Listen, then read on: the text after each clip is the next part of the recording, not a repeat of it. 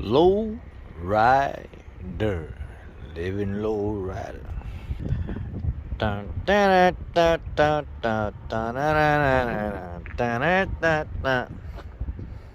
This is gonna be our project. They said, figure it out. They want you to look at it.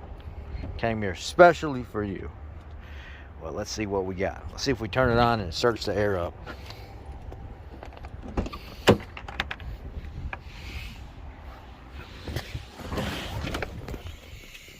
Clean, old girl, man. Clean. Clean. I said cream on the inside, clean on the outside. Key on. I don't hear any pump running.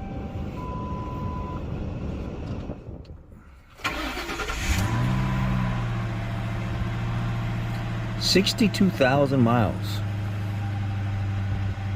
62,000 miles. And it says it needs an oil change. Change.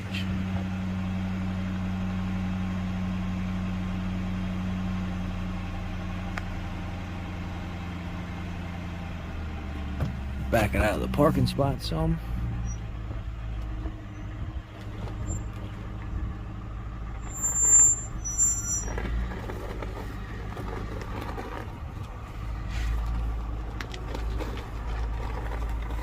She's sounding delicious. Delicious. Oh, she's a bouncy girl. It's got that modular engine chatter going on. Pop the trunk. Oh, hurts the knee. I gotta go for that MRI tonight.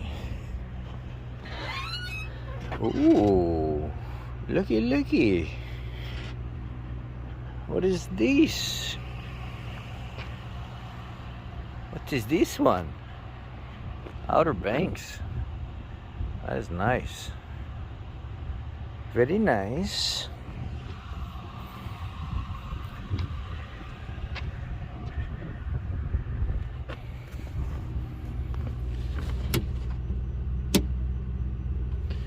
Well, I bet you any money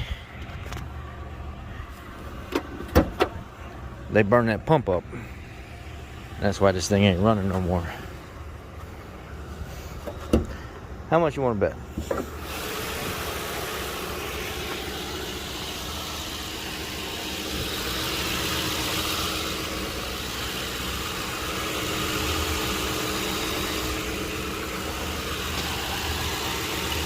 We got to get in there and get this box off of this. Sometimes this gets plugged up here. This is the air filter for it. And we'll starve the pump. Let's get in there and get this air box off of it. Well, I checked fuse 5 over here and I checked fuse 112. And both of them are good. Both of them have power. What I'm confused with is I'm looking at this pump down here and it's cracked open. It's all swollen. It won't do anything. It's like literally cracked open. Both sides.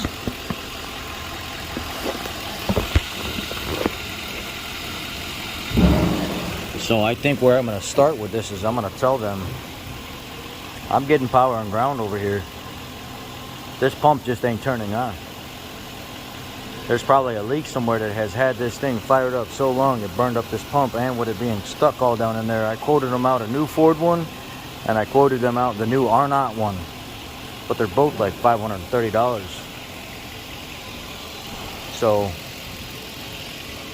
now my thing is, how am I gonna go about? I wanted to try to force some air in the system here.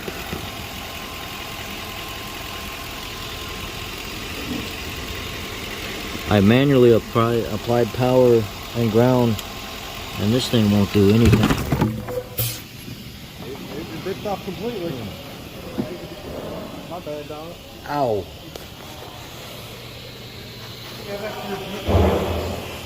Fucking hurt. Oh, that's why. Yeah, we had it off. We just barely. I didn't know you were gonna keep pulling it off to the Well, side. no, I just because you got that lower, so I'm like, let me move it a little bit more. Sure. Guess we don't need to hold it now. I guess not. Pump, dude. One cylinder.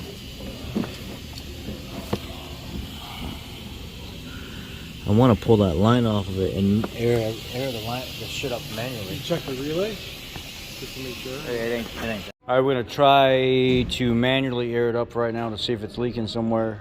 I'm gonna pass the fucking phone off to Anthony. You go around the back, get it.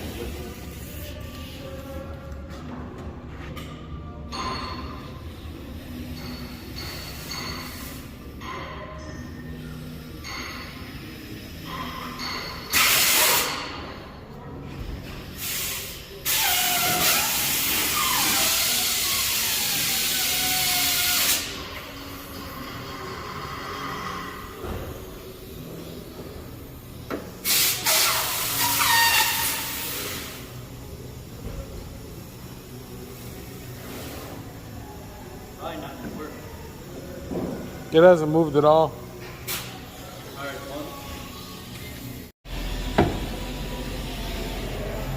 You know what I'll do? I'll put it back down. So what I found was there was actually a blockage in this air supply line right here that goes to the back.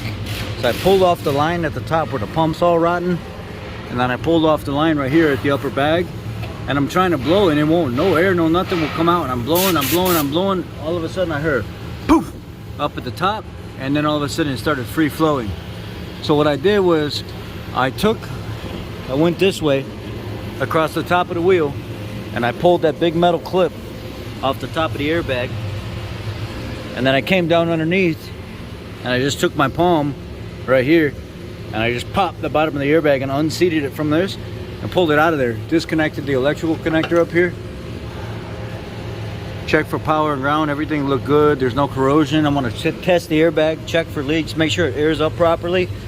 I'm gonna go ahead and pre-install the bag, air it up. It might not be at the proper ride height, but at least it won't be slammed if they wanna come pick it up. But they did say that we could go ahead and update it to the R0 system instead of the Ford system, so that's what we're gonna do. I ordered it through AutoZone, is the R0 pump.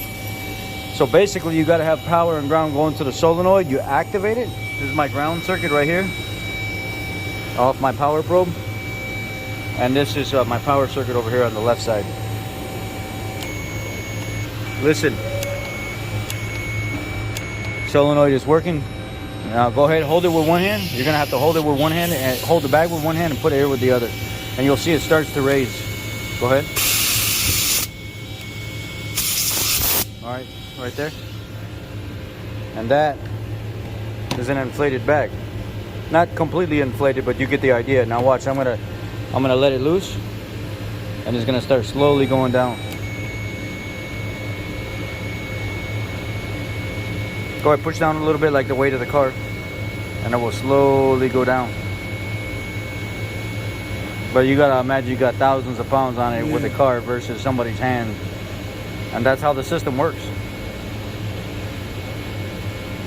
And it should come to a stop right in there somewhere. So that's essentially how the system works. But the pump has been trying with that clog for so long that it burned up the pump. The pump's all cracked open. This bag is good. I'm gonna check the other bag real quick, and then hopefully we get that pump tonight. This is an expensive bougie one. Basically operates off the car battery. If you don't want to get one of these, just go online and get an Ansel PB100. It's the same thing, except you actually get like 50 more feet. You can get it for like 70, 80 bucks. It does the same exact thing. There's that clip right there. Pops off the top of the airbag. And then just look on the other side. It's kind of hard to get everything seated if you... It's pretty easy to get them out of there. There's a clip right there on the top. Pop that clip off, the bag drops down, or you'll get enough room to go ahead and mess with that electrical connector. You can see right there behind it.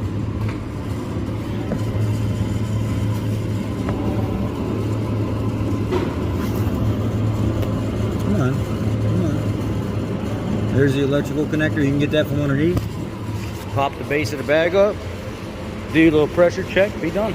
So the theory is now with the blockage out of the line, I heard it pop up here. I should be able to use this air gun just to air this up because the vehicle's running right now. So that means the VDM should have those solenoids open until those level indicators back there reach their at max ride height. So everything's working fine right now other than the compressor because of that blockage.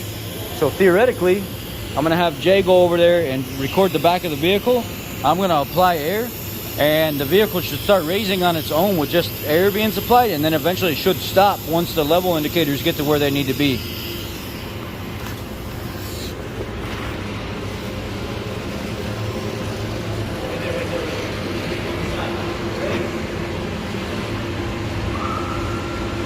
All right, here we go.